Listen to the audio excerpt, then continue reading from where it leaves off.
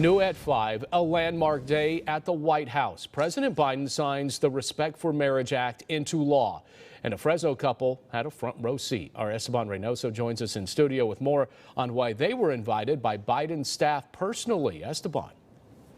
Well, Alexandre, Robin and Karen McGehee made the trek just yesterday across the country from Fresno to D.C. Today, they witnessed history at the steps of the White House.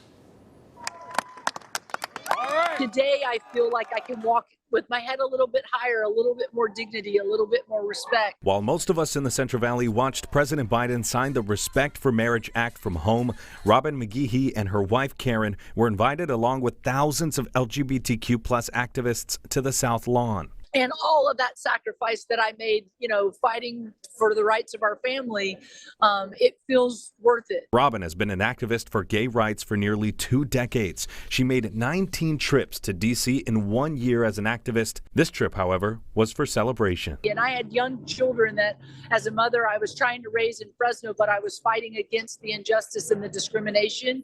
And to be able to stand there today and Just a few years ago, Robin was arrested for chaining herself to the White House fence in protest over the lack of LGBTQ+ rights.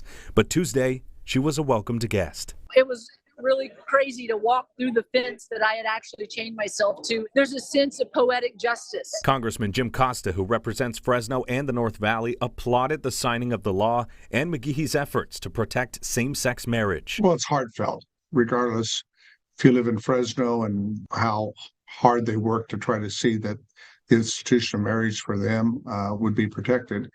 Means a great deal. The Respect for Marriage Act also protects interracial marriages, and the bill does not guarantee the right to marry, but will now have to recognize same-sex couples are guaranteed the same federal rights as any other married couple.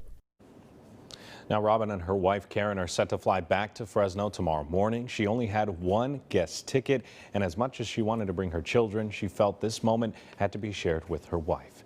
In the studio, Esteban Reynoso, KC24 Local News that Matters.